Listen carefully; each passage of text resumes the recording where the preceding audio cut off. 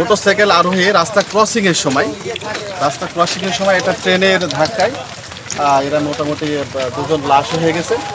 তো এই সংবাদ আমরা মোটামুটি সন্ধ্যে 6টা 5-এ পাই।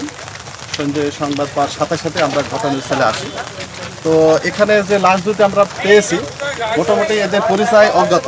স্থানীয় যারা প্রত্যক্ষদর্শী আছে তারা সঠিকভাবে এটা বলতে পারছে না। তো যাই হোক, এখানে আরেকটা বিষয় যে একজন অ্যাক্সিডেন্ট হয়েছিল, উনি মোটামুটি একটা ইনজুরি অবস্থায় আছে। স্থানীয় জনগণের মাধ্যমে তারা হসপিটালে নিয়ে গেছে অলরেডি। তো আমরা এখানে দুটো লাশ আছে, কিছু তার মোবাইল সহ আছে, সেগুলো নষ্ট হয়ে গেছে আর কি মোটামুটি।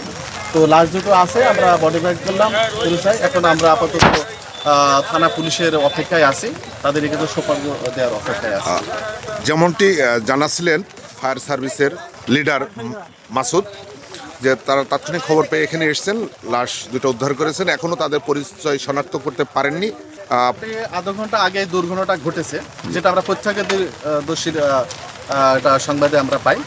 তবে এটা সম্ভবত লোকাল ট্রেন, অনেকে মহানন্দা ট্রেন বলে এটা বলছে।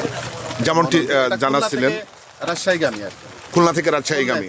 আমি এসে দেখলাম নামাজ পড়ে এসে লাশ পড়ে আছে।